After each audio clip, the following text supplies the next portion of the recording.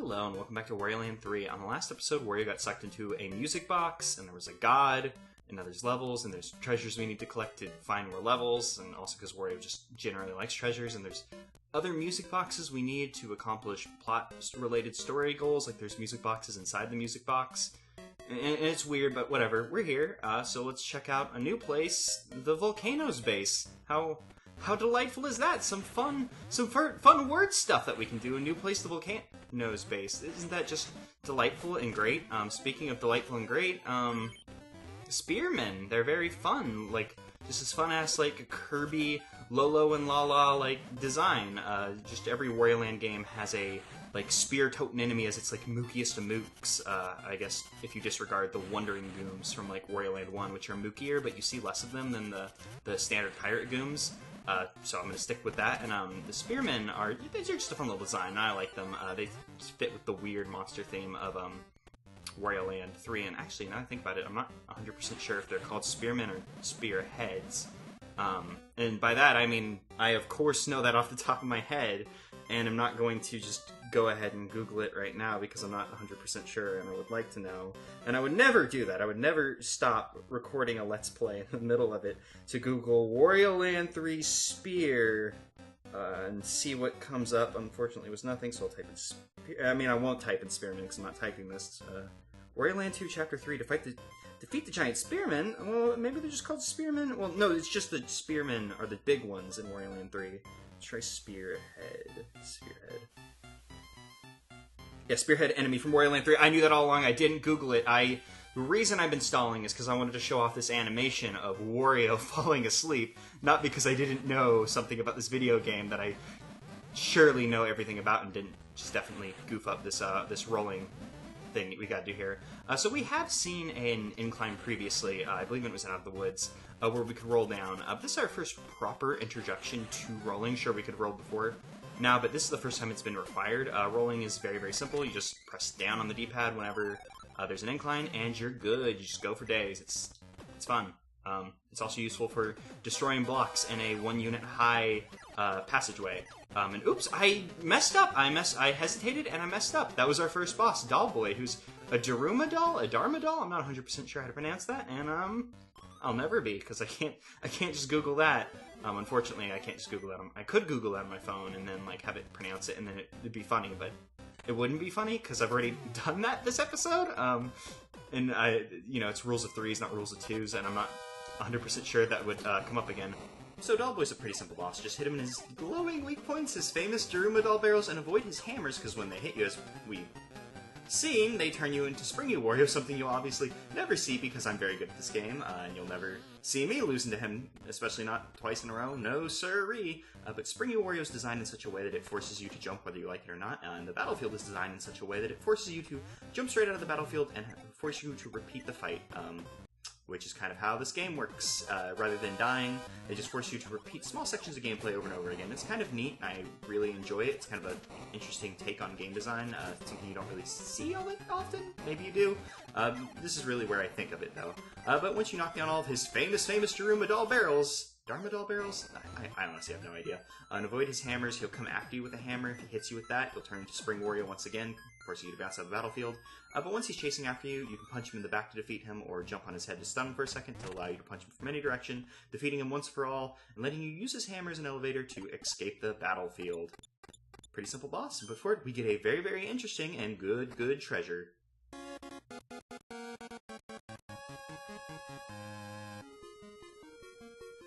We get a power-up of Bunny's face, which is probably very, very obvious. That's not what that is, but on a Game Boy Color screen, I was 100% sure that was a Bunny's face, and given the fact that it is a ground pound power-up, I was like, oh yeah, Bunny's jump, that makes sense to me. But no, those pair of overalls that I have deemed the weighted overalls, because they give Wario his wonderful ability to ground pound, or butt slam, butt touch.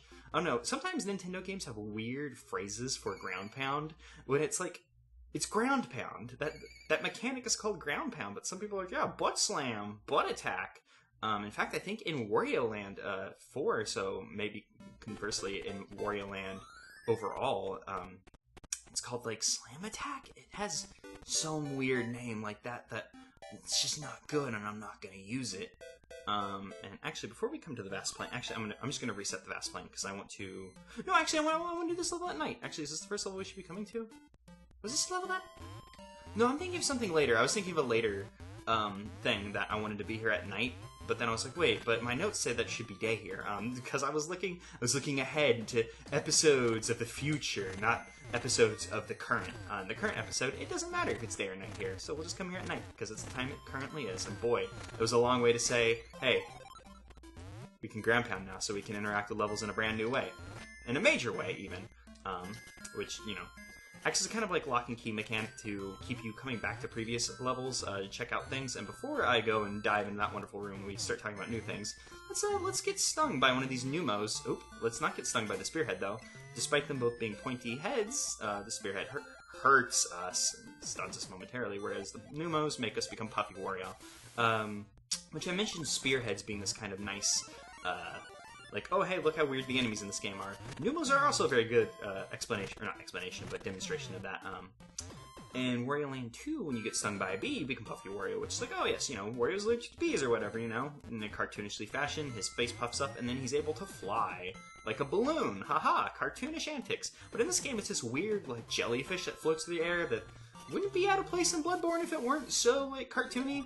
But yeah, it's just kind of interesting monster design. Also, this room's a nice little introduction to Puffy Wario, because, like, sure, you could mess up and then go through the thin platforms and have to restart the room. But there are, like, platforms you can bump your head on in the transformation and be good. So, golf! It's time for golf! So money in the Wario Land series. Let's talk about that. So money has become less important as the games have gone by, and boom, hole-in-one, only thanks to the fact that I got the easy course. We'll talk more about golf later, because we'll be seeing more golf this episode, maybe. We're going to see more golf this episode. I probably should have kept that a secret from you, but warning, more golf ahead. Golf is literally the only reason to pick up money in this game, because you have to pay off games of golf to be able to open up these minigame clear blocks, which will always be in your way of some kind of treasure or whatever. Typically you'll be able to get the key, and then the treasure will be behind the minigame block. Which doesn't seem so bad, because the golf is actually honestly a decent minigame, and a pretty decent way to translate golf to a side-scrolling 2D platformer. So it's like kind of hard. It'd be hard to complain about golf. I said this weird for some reason. Golf in and of itself, but like, we'll talk about golf in just a second, because right now we have a blue prismatic crayon, one of the 7 prismatic color crayons in the world. And this is actually our first instance of a not required item. So this treasure, completely not required to beat the game. You could beat the game without ever getting that, and as you saw, it just colored in this cave. And when we run through this cave, this previously black and white little screen we passed through now has its blues colored in. So there's 7 other crayons we have to get in before we can completely color in that little walkway. Some not required treasures are even less so required than that, I suppose would be the best way to put that. And that they do absolutely nothing. So the prismatic crayons are kind of an interesting take on that, I should say. But hey, let's see what Out of the Woods has for us. That's enough. It's enough of that stupid crown, and also these little I want to say elevator, but they're not really an elevator. Those little platform toad reptile dudes. You can ground pound them, and if they hit the ground, they die. They die a very, very sad death, and then we can all just kind of move on. And I wanted to kind of tackle that guy so he wouldn't grab us. These little grab bots will grab you and pull you off screen. Oh yeah, something interesting I don't think I've talked about. In Wario Land 2, when you get hit, you lose spoils, so like you'll get hit and like coins will come out of you and you can like pick them up or whatever. In Wario Land 3, that doesn't have. Oh my god, that was 2 rare coins in a row. There's some weird RNG thing for how they appear, so that's probably like kind of not scripted, but you know, predictable in a way. But yes, you don't lose money at all in Wario Land 3, kind of cementing the fact that money isn't all that important. Because, like, yeah, in Wario Land 2, you use it to pay for minigames, which is exactly how you use it in Wario Land 3. But in Wario Land 2, there are 2 minigames? I mean, there's technically 3 if you count, like, Flagman, Danger Duck Flagman? I can't remember the exact name. And did I go the wrong way? I think I went the wrong way. I think we were supposed to go check up here, and I just completely, like, started walking back the way we came. Because I was like, we got the key, time to go to the chest. But before we go to the chest, there's a little something we have to do. A little something that you're never gonna guess what it is. There's no way that you could potentially. How did you guess it was golf? It's not like I spoiled it, like, 5 seconds ago. So yes, more golf, everybody's favorite. So the reason why golf sucks is because golf is the only minigame in this game, which also makes money seem even less important than it previously was. Because, like 10 coins a pop, it will get more expensive as the game goes on, but it's just, it's not great. But let's talk about golf as it is. So it has a pretty standard like power meter for golf, where 1 meter determines how hard you hit it. The second one's like an accuracy one. You don't get your red Wario face in the either blue or red zones. You're going to biff it, and that's bad. You don't want to biff it. You never want to biff a ball. You definitely don't want to biff it into out of bounds, because that gives you a little penalty, and that pretty much means you're going to lose the round. So yes, you want to hit the little accuracy meter in the front blue thing if you want the ball to bounce a little bit, and the back blue thing if you want to put some backspin on it. But if you hit it into the red area, it'll just it'll land. It'll stick the landing, I believe. Unless it land. It doesn't matter if you put backspin or front spin on it, though. If you land in rough or a sand trap, if you do that, you're just kind of screwed.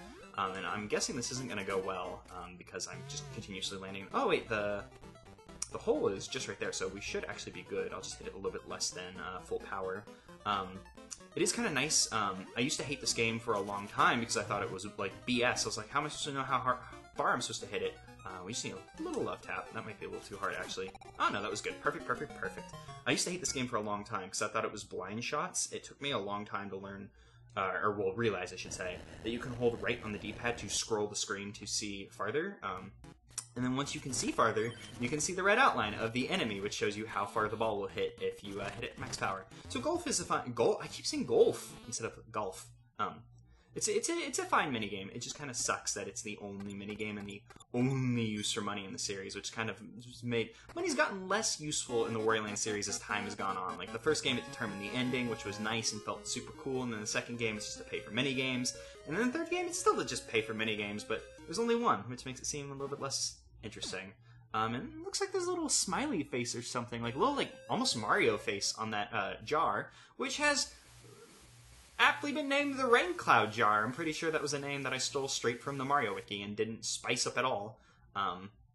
Which will give us access to the level The Pool of Rain, and also, for some reason, the next level, A Town in Chaos. I'm not exactly sure how filling up the empty lake with water made it easier to get to the town beyond the level, but I guess it did, and it opened up 2 levels for us at once, so that's nice. And in the next episode, I suppose we will go check out the Pool of Rain, see what's crack-a-lackin' there, and also see what's making this town so full of chaos. But for now, we're done. That's it. That's all.